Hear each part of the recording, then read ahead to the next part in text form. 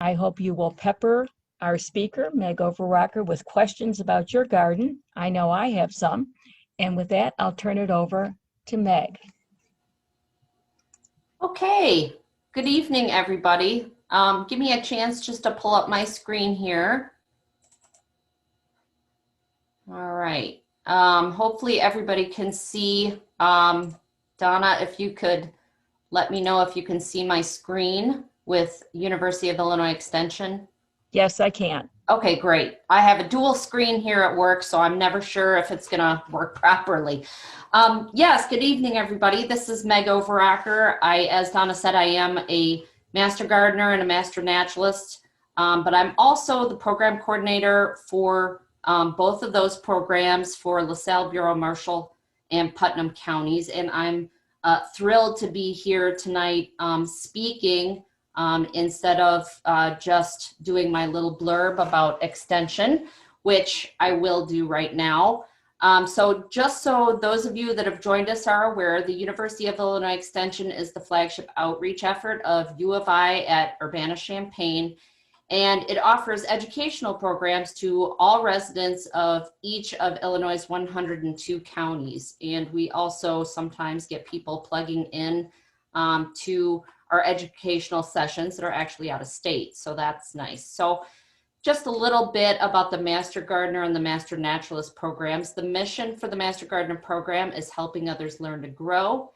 And for the Master Naturalist program, that mission is to provide science-based educational opportunities that connect people with nature and especially our natural resources here in the state of Illinois. And both of these programs educate and train adult volunteers by going through a series of classes or a training program so that they can be prepared to engage in various community service projects and educate the public on best horticultural practices and environmental conservation. And we do that through a number of ways, including doing these virtual programs, and hopefully when the pandemic is over, some live programming as well. If you want to learn more about the programs, and I'll put the slide up again at the end of the program, please visit the University of Illinois Extension website at extension.illinois.edu. For the Master Gardener program, you'll go to the same place, but you will add /MG. For the Master Naturalist program, same place, but /MN. Or you can visit our unit webpage for Bureau, LaSalle, Marshall, and Putnam counties at the same place with /BLMP. And again, I'll have that screen up at the end. If you have any questions, you can also contact me at our LaSalle County Extension office at the phone number or the email that are highlighted there on the screen.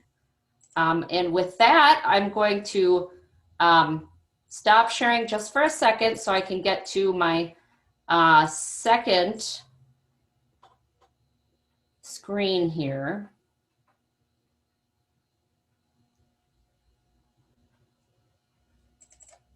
There we go. Okay, sorry for the wait there, folks.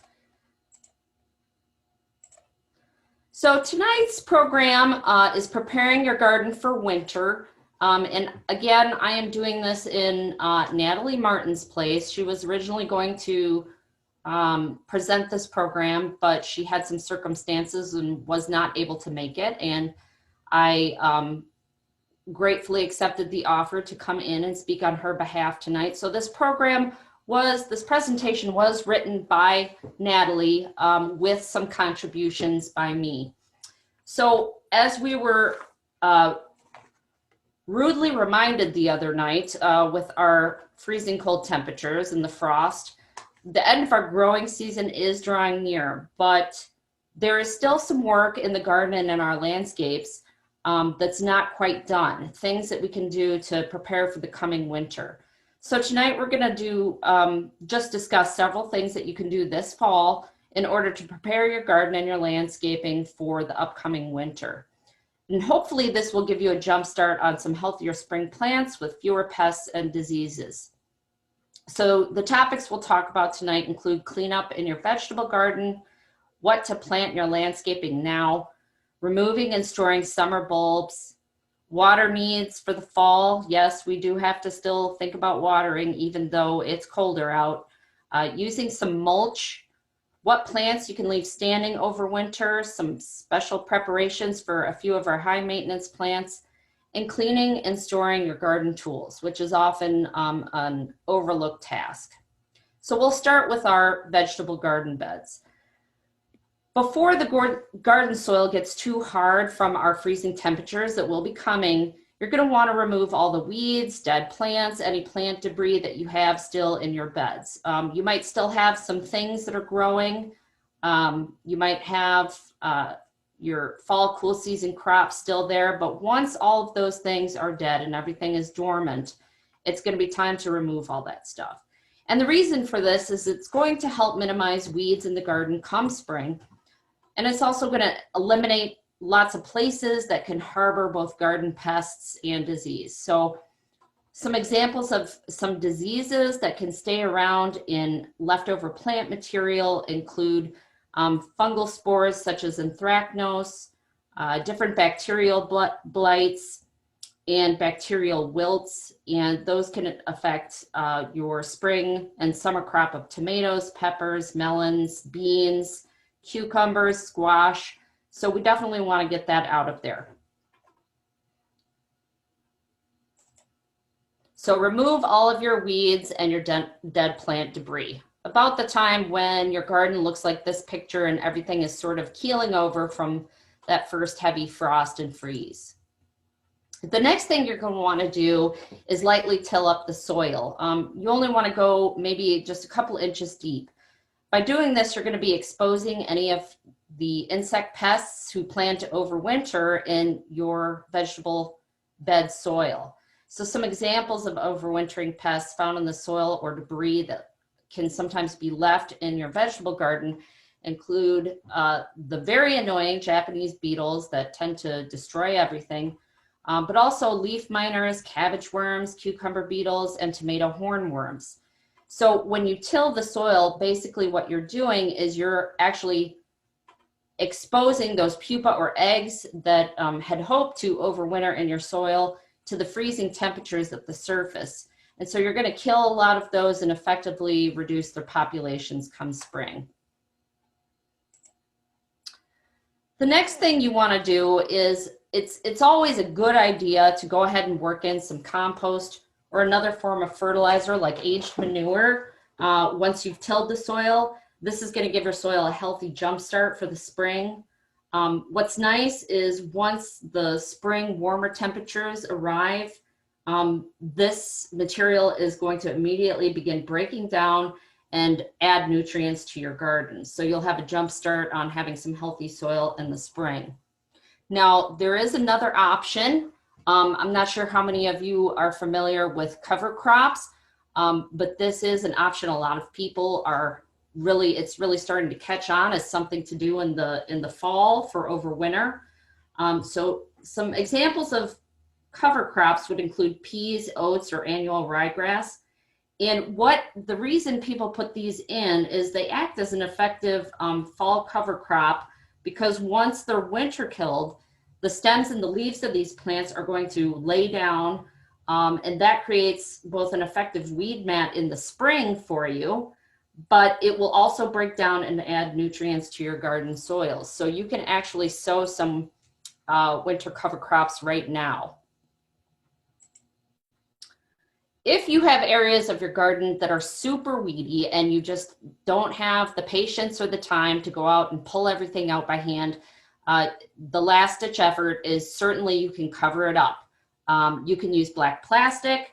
You could use a more earth-friendly option like newspaper or cardboard, and this effectively smothers what is there, but it will also assist by killing suppressing new spring sprouts that may come up from any seeds, weed seeds that are in the soil.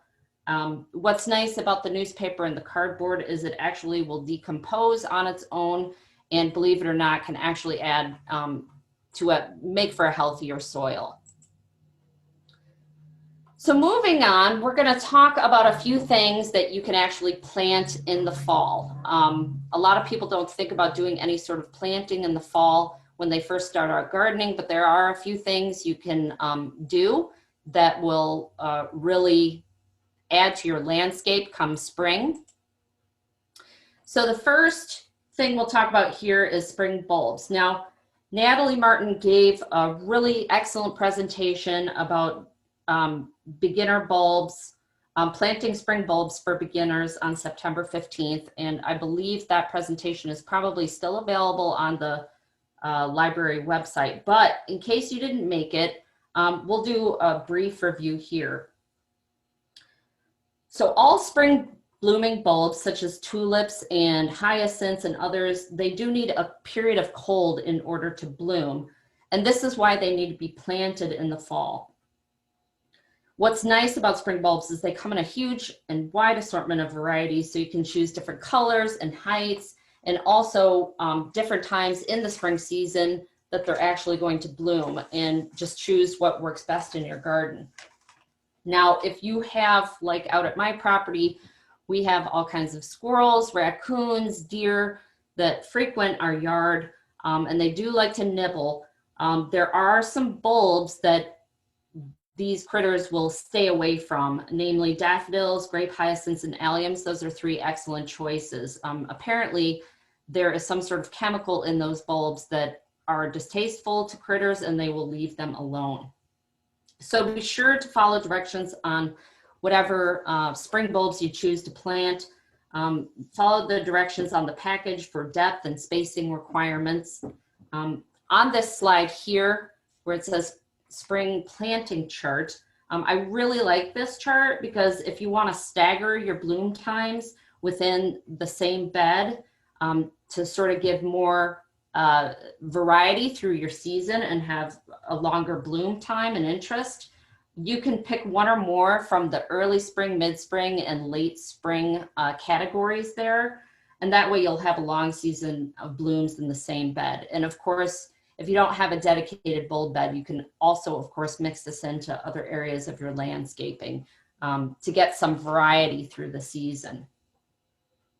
So again, if you want more in-depth information on spring bulbs, I would refer to Natalie's presentation from the 15th. Another area that people don't think about a whole lot might be your turf grass. So this is actually a really good time of the year to fix up some dead or patchy places that you might have in your lawn. I definitely do not recommend putting in fresh sod this late. This is typically if you have a larger area and you want to do sod. For zone 5 where we are, this is really better done in early to mid-September. So we're kind of past the time for successful sod. But it is a good time to do some seeding of worn or bare areas of your lawn to give new grass seed a jump start for the spring. So if you want to repair a patchy or a sparse lawn, what you want to do is first rake the spots to expose some soil and sprinkle some grass seeds wherever you want them to grow. The important part here is you need to cover them lightly with compost or straw. And keep that area where you put those seeds in well watered until the freezing temperatures arrive. One problem I've had, and we'll talk about it with dormant seeding, is if you don't cover these grass seeds, they will likely blow away, and they're also a tasty treat for any birds in your yard. We tried to do some seeding and we did not follow the rule of covering it up, and the birds plucked off most of those grass seeds. I had no idea that they would go after grass seed, but they seem to enjoy it. So you can also practice dormant seeding, and this is where grass seed is actually planted late in the fall, around the end of November, and that's so it stays dormant until spring. So the difference is you're not going to get any sort of establishment if you do a late dormant seeding, but it still gives you a jump start on the spring. It's just another task you won't have to undertake. So again, for Northern Illinois, the time to dormant seed would be around the last week of November. So we still have some time for that. The seed should be planted so that there is good seed to soil contact. So again, you would want to lightly rake over the areas to get some of that soil exposed. The seed In the event that we get really early snow, which has happened, I do remember some pretty good snows in October. Don't be tempted to try to plant or spread the seed over the top of the snow. It's got to have that good seed to soil contact. So again, dormant seeding does have its risks. So if there's a large area that you want planted, you may want to consider waiting until spring to do so. And our winter weather conditions here, as you know, are very unpredictable. So ideally, a snow cover is going to be desired over a dormant seeded area pretty quickly to help assure that those seeds stay in place. Warmer than normal conditions without snow cover is definitely a potential problem. So towards the end of November, if you decide to do this, check out your weather forecast and get those seeds down right before that first snow. So we'll move on to some other things we can plant right now, and that would include our trees and shrubs. So many deciduous trees and shrubs are actually best planted in the fall. By planting them in the fall, you're allowing them to establish a stronger root system before spring, and it does give them a jump start. The nice thing about the fall is we have ample moisture and cool temperatures, and this actually helps result in high root growth of some shrubs and trees. Conifers do really well planted in the late fall. And some other examples of trees used in typical home landscapes that do well planting in the fall include crabapple, elms, maples, sycamores, pines, and spruces. There are some trees and shrubs that do prefer spring planting, so be sure that you know what you're trying to plant, what it actually does prefer. Things like broadleaf evergreens, hollies, and azaleas, those transplant best in the spring. According to Morton Arboretum, some slow to establish trees are also best planted in the spring. So there are some trees that just have a harder time getting established. And those would include things like bald cypress, ginkgos, hardy magnolias, hemlocks, tulip trees, and willows. So be sure to speak with your local landscaper about any trees or shrubs you decide to plant and make sure that it is the right time of year. And the really important thing to remember whenever you are planting trees and shrubs in the fall, you want to water them well. Be sure to water it well so that those roots can get established. And you also want to add mulch, not a volcano mulching, meaning you don't want to pile the mulch up too high, but a nice couple-inch layer of mulch around the base of any tree or shrub you've planted. This helps to retain moisture and it protects them during the harsh winters. One last thing you can get in your garden this time of year is actually garlic. If you like to grow your own garlic, it's super easy. Garlic actually acts like our spring bulbs in that they need a cool period to get started. So you want to plant garlic bulbs about 6 to 8 weeks before the ground is expected to freeze. So for our area, that's going to be late September to early October. So we're cutting it pretty close, but I think if you were to go out this weekend and get your garlic planted, you'd be okay. This is going to give the cloves some time to produce roots and begin growing some shoots before the ground freezes. And it also provides them with that chilling requirement they need, just like spring bulbs.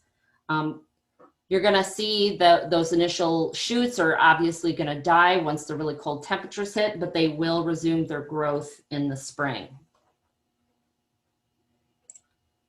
So moving on to digging and storing your summer bulbs. And again, I know Natalie went over this in the previous presentation, but I just wanted to do a quick overview for, especially if there are those of you that weren't able to attend that. So some flowering bulbs you have in your garden now are, they're going to die if they overwinter in the ground. So it's your choice if you'd like to try to save them and use them again next year. This is definitely the time to dig them up and store them for overwintering. So bulbs such as dahlias, cannas, elephant ears, gladiolas, tuberous begonias, these are all considered tender summer bulbs.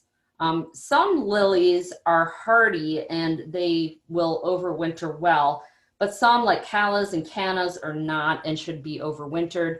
If you have a question about whether you should overwinter your bulbs, an easy Google search will let you know for our zone, which is zone 5, whether you should dig them out or not. So the first thing you're going to want to do to remove your winter bulbs is cut off the dead vegetation. So once you see that the foliage on your bulbs has turned yellow or it's been killed by frost, you can cut it back. And I would leave maybe just an inch or 2 of vegetation off the top. The bulbs should then be dug up probably within a few days of a frost or after you've cut off the vegetation. This is to make sure that none of the rot-causing organisms enter the bulbs. So don't leave them too long in the ground. You can certainly dig them up right away after you cut back the vegetation, but just don't leave them longer for a few days. You want to be pretty careful when you go to dig up your bulbs. You need to be gentle because I have damaged many a bulb trying to get in my spade or my digging fork too close to the actual bulb and it scraped it, and then your bulb is no good. So start, a little ways out from where you think the bulb is. The digging fork is really I've found the best tool to do this, and you'll just plunge it down the earth and gently lift it up so that the entire bulb comes up, and this minimizes any possibility of damage. It can still happen. I miscalculate, and I've damaged many a bulb.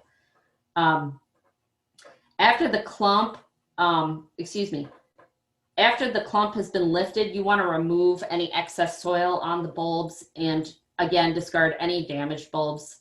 At this point, you're going to need to let your bulbs cure or dry. And depending on the bulb, this could be as little as 1 to 3 days or potentially for about 3 weeks. Gladiolas, I know, need about 2 to 3 weeks to actually cure or dry. When you're drying the bulbs, you want to keep them out of direct sunlight and in a well-ventilated area with temperatures around 60 to 70 degrees. So you could actually put these in your house to dry if your house temperature stays between that 60 and 70 degrees. My other suggestion would be once they're dry, you want to definitely label your bulbs. I made the mistake last year of digging up some bulbs. I did not label them. I thought that I would recognize what they were in the spring, and I certainly didn't. So I had sort of a surprise me bulb garden this year. So definitely, this is a nice picture because it shows somebody used some taping and they just labeled the tape and put it around what's left of the stem coming up off of all these bulbs, tubers down here. Again, inspect your bulbs after they've cured and discard any of the problem ones. The dried bulbs, they can be stored in 2 to 3 inch layers of anything like peat moss or sand or sawdust or coconut coir, which is very cheap. You want to put them in a well-ventilated container, such as milk crates or cardboard boxes. This picture shows somebody put them in a garbage bag, and I think that's fine as long as the top is left open. For the most part, bulbs should be stored in a cool area with temperatures around 40 degrees, but they will be okay. I have left mine in my unheated pole barn over the winter, and even with the winter vortices we had, they actually, most of them came back the next year. Or if you have a root cellar, that would be an ideal place. So moving on to the next consideration for our fall garden. Whoops, I think I skipped a slide. Yeah, I sure did. There we go, watering. When I first started gardening, I never really considered watering in the fall. I don't know why I did. And what happened was we had a number of really nice arborvitae planted, and we had a really, really dry fall, and I didn't water them. And 2 years later, they all started to die. And I am sure it was because I ignored them in the fall. So watering is very important. So perennials, along with your trees and shrubs, are going to benefit massively from sufficient water before the ground freezes.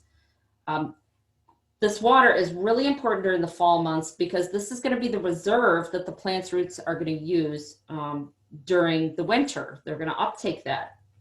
So harsh winter winds cause a lot of loss of water from the ground, but also from the surface of things like evergreen needles.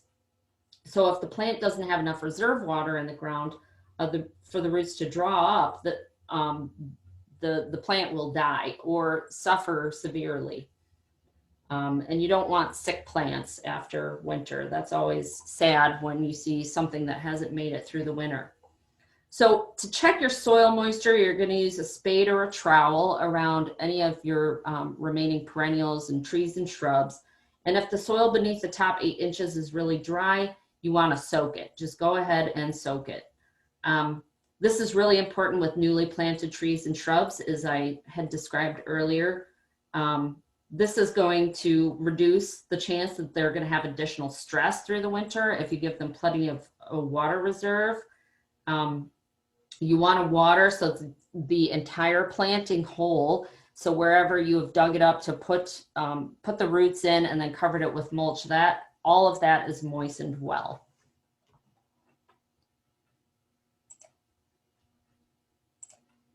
Okay, and now on to consideration of some ground covers, and Natalie put here, and we don't mean plants. This is a good time of year to think about a smart soil practice, which is putting over some kind of ground cover. This is going to help conserve your topsoil around certain plants, your perennials and your trees and shrubs. It also provides organic matter, and it gives an additional insulative cover for the winter months. So once the ground freezes, you can apply a 6-inch layer of mulched leaves, compost, or bark mulch to your perennials and your trees and shrubs to provide that extra insulation during winter. And this is really important in areas that don't receive sufficient snow cover. So believe it or not, snow cover over plants in the winter is a good thing. It actually, around their roots and their base, it helps to insulate them from the drying winds. So if you have, like I do, hostas that are planted underneath, I have an evergreen with a bunch of hosta planted underneath. That gets shielded. It's on a side of my house that gets shielded by snow anyway, but also gets shielded by the overhang of the evergreen. So places like that would be a good place to add some ground cover, some sort of cover made with mulched leaves or compost or bark. Any of that would work. So one thing that I struggled with as I began as a gardener and started doing more landscaping when I bought houses was leaving some of the dead plant material behind. I think all of us, or at least most of us, we see a bunch of dead plant material in our yards. In my mind, the first thing it goes to is that looks ugly and I want to cut it down so that it looks neat and clean.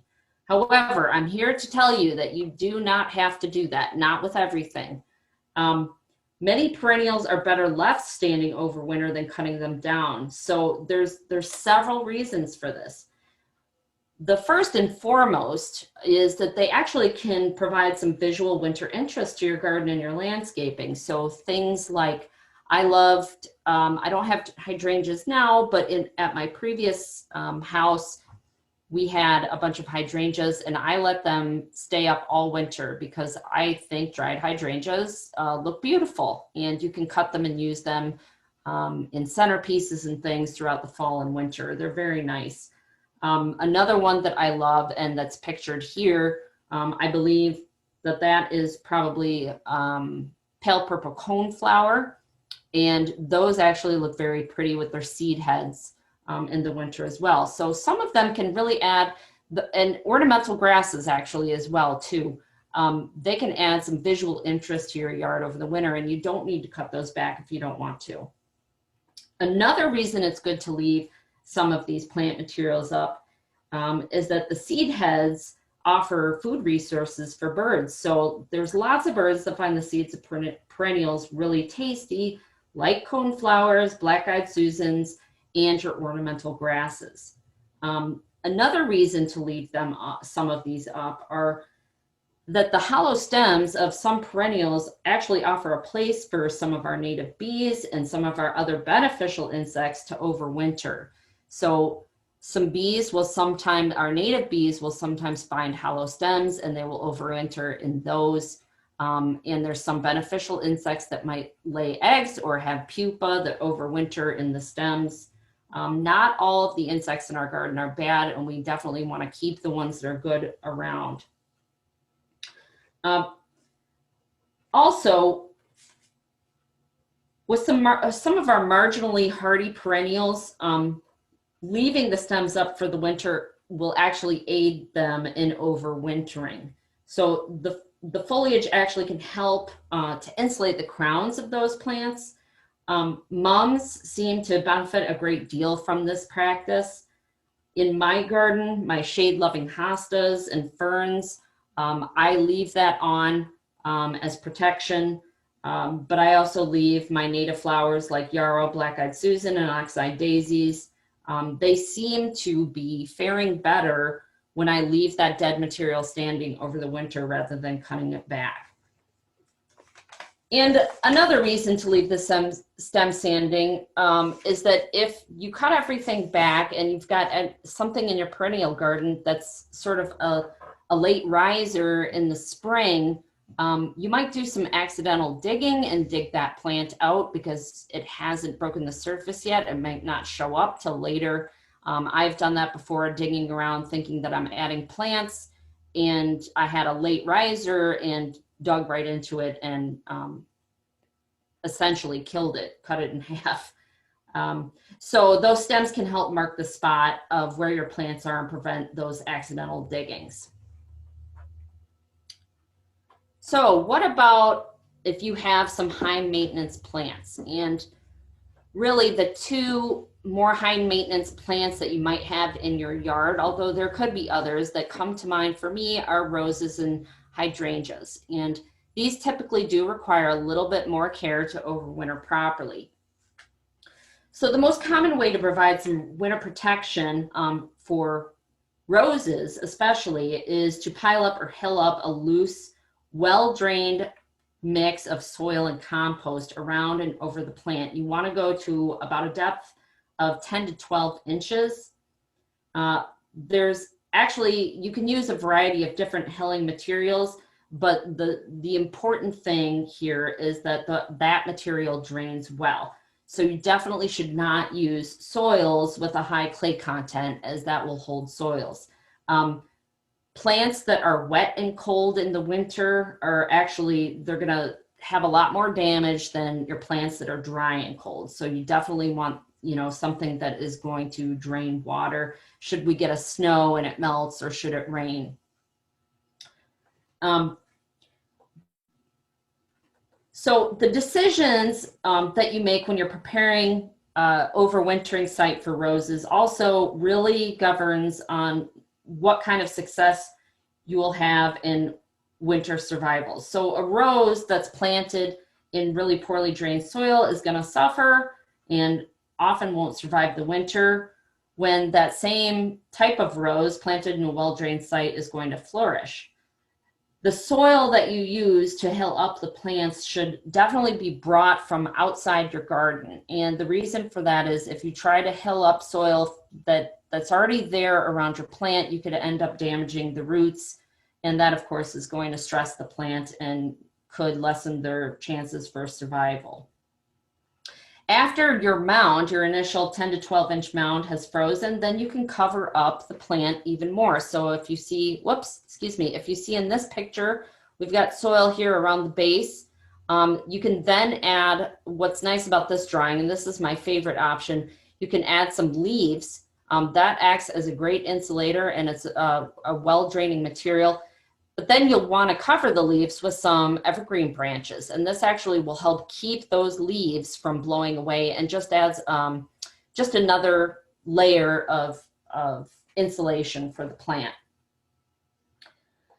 You can also use, of course, rose cones, cloches, and winter frost covers to help some of those perennials that are a little bit more tender over the winter.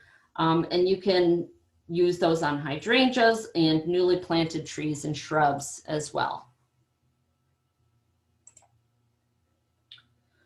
So the last thing I wanted to talk about, and a topic that's often, a task I should say, that's often overlooked, is preparing your garden tools for a long winter's nap. So you've been using lots of garden tools spring, summer, and into your fall season. And when you know you are done with those tools, it's time to properly prepare them and store them away so that they're good to go and ready for you and in good shape in the spring. So the first thing you want to do is clean off all the dirt and debris from each one of your tools. And the best way to do this is obviously a nice bristle brush. It works wonders, and get everything that you can off. Any residual soil or plant debris on tools can harbor pathogens that can transfer to plants as you use them in different places in the garden. So you definitely want to get all that soil and debris off each and every one of your tools. Once you've done that, you're actually ready to disinfect your tools. And actually disinfecting your tools is something you should probably do throughout the season each time you use your garden tools in order to keep that residual soil or plant debris that might have pathogens from transferring to your other plants. But do this definitely in the fall when you're ready to put your tools away, so you know when you get them out in the spring, they're ready to go. So to disinfect, there's a couple of ways you can do this. Disinfect or sanitize. You can use a bleach solution with 1 part bleach to 9 parts water. However, that kind of a solution should only be used on tools that don't have a sharp edge, because bleach can be a bit corrosive and can dull anything that you need to be sharp. So an alternate option would be to use hydrogen peroxide or rubbing alcohol. Both of those things will work just as effectively as bleach, and it'll kill any remaining fungi, bacteria, or viruses. Once you have sanitized everything, you want to rinse everything with clean water and allow it to dry. And you can help that process along with some paper towels if you like. So once your tools are nice and dry, you're going to want to wipe down any moving parts with a lubricant, some sort of lubricant applied to a soft, clean rag. And a lot of people do use WD-40 on their things like their pruners and nippers that have springs and hinges. But if you want to use something that's a little more environmentally friendly, you can use vegetable oil. It's actually will do just as good of a job lubricating those moving parts. You'll also want to look over your tools and any handles you have that are wooden. You're going to want to remove any splinters you see. So you can take a piece of sandpaper and sand those down. You might want to see also at that point if anything needs to be fixed or replaced, and you can certainly do that. Once you have sanded down anything wooden, any wooden handles, you do want to wipe those down with linseed oil. This is going to help those wooden handles stay basically moisturized, and they're not going to crack and dry out as quickly. And you might also choose to sharpen any of your tools before winter storage. And there's lots of places that have tool sharpening services, like hardware stores and some of our local garden centers. They will actually sharpen tools for you. Also of equal importance is properly storing your tools for the winter. So You want to store any large tools on a rack to keep them from falling over, but also to keep them from falling on you. Keep them, secure so that you don't have an accident in your garage or pole barn. You want to make sure that anything with a wooden handle isn't resting against soil or cement, because this will actually invite rot into those wooden handles. So make sure those are up and off the ground.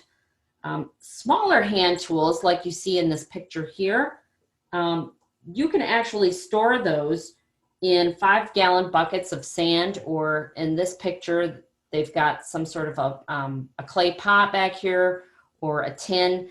And what these tools are sitting in is just regular sand that has been lightly mixed with some mineral oil. You want the sand, if you decide to, and the reason for doing this is that mineral oil and your tools sitting in the sand there, that's going to help keep these metal parts from rusting out. This is actually a way you can store your tools all year long if you like. You just have to be sure to clean them off every time you use them. But this is a great way to keep them protected over the winter. And when you mix that mineral oil in, you want the sand just to look wet, kind of like moist sand at a beach. You don't want it to be completely doused. And again, that is a great way to keep any of your garden tools from rusting. So with that, I am going to open it with questions, excuse me, and I'm going to leave this here up on the screen if anybody would like to, whoops, I don't know what happened there. Try to go back. There we go. If anybody would like to get more information on the programs, and Donna, I'm ready for any audience questions. Okay, thank you very much, Meg. It was, as always, extremely informative, and I feel like running home right now and going out in the garden. I have so much to do. Actually, we have a few questions here. Okay. Let me get closer to the screen. I want to plant fast-growing shade trees in a pasture that gets significant wind. I was thinking of maples, but do you have a better suggestion? Horses will be in the pasture. Fast-growing shade trees, so not for like a windbreak. No. Okay. The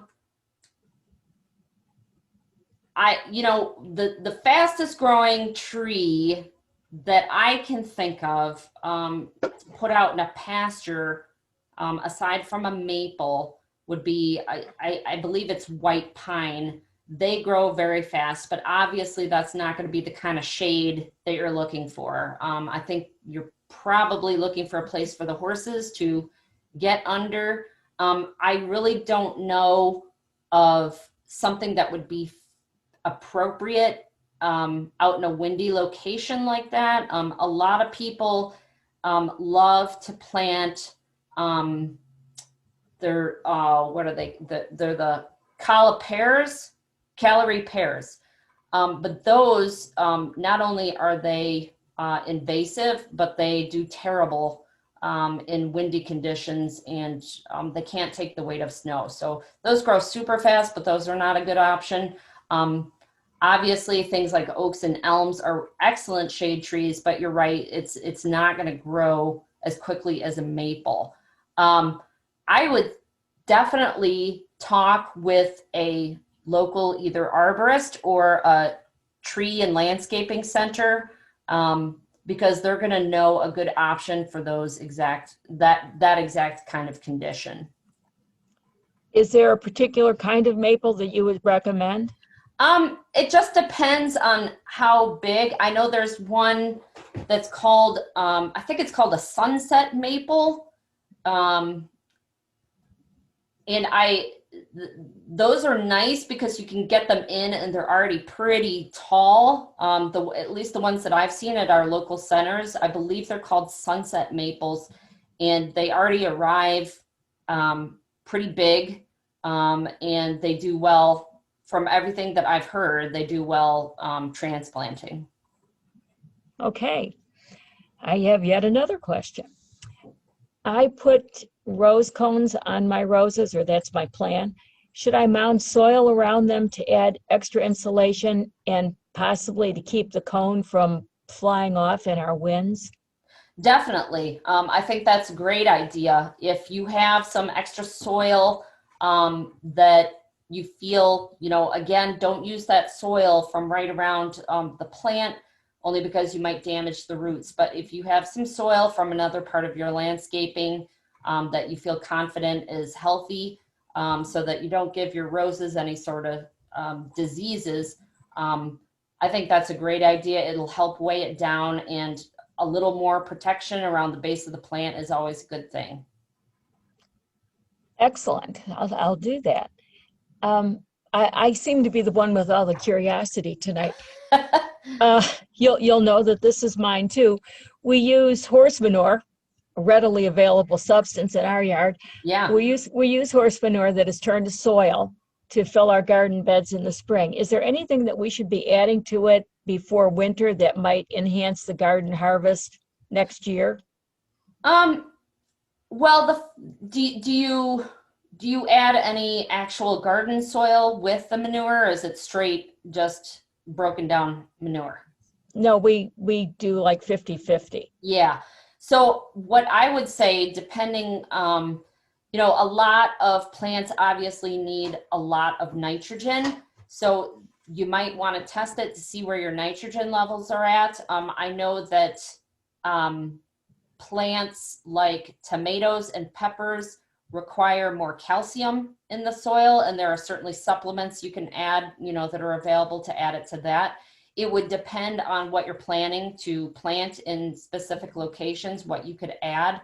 Off the top of my head, I cannot think of just a sort of a all-in-one sort of additive, but I'm sure that there is probably something out there. I think that you're probably doing the best thing by having a soil mix with the aged horse manure. I mean, that's a lot of nutrients right there.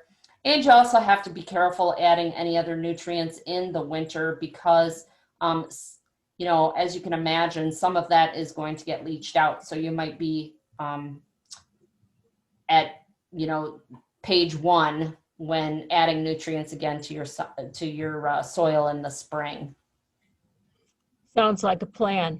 I will have it tested. Would that be at the soil conservation office that I would bring samples, or how do you get that done?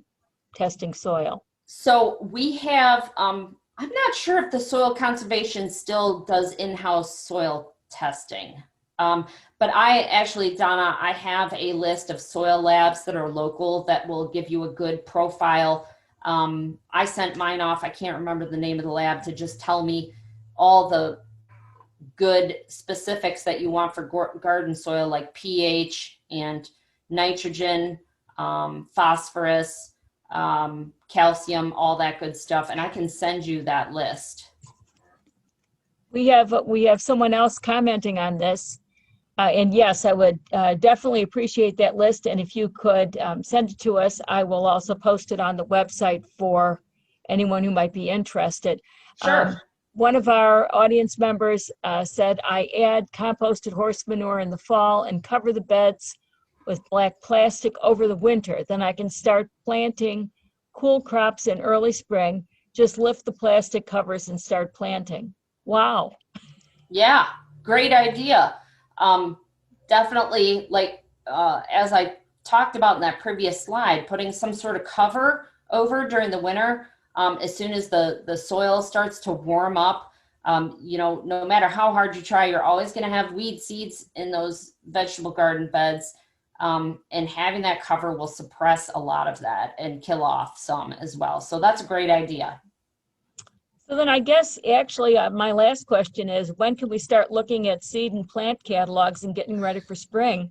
Well, you can start looking at them now. Typically, for me, most of my plant and seed catalogs start coming right after Christmas.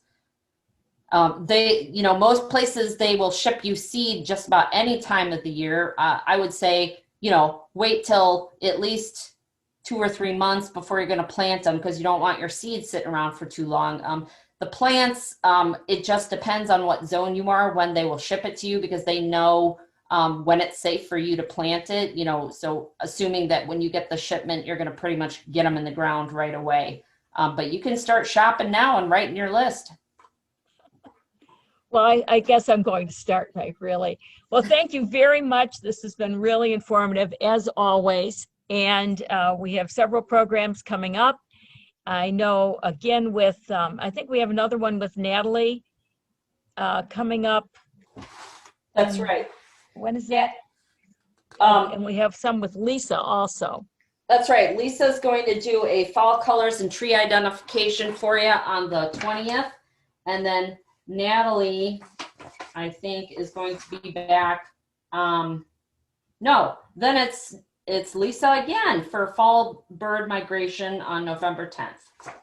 And I think that Natalie, I'm not sure we're confirmed yet, but we were talking about something about using plants for holiday decoration. Oh, yes. Wonderful.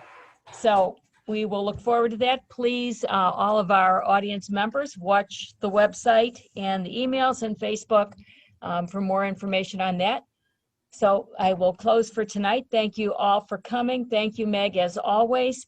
And please refer to the website for the recordings of Natalie's last program on bulbs and tonight's program with Meg. Thank you again. Good night. Thanks, Donna. Good night. Good night.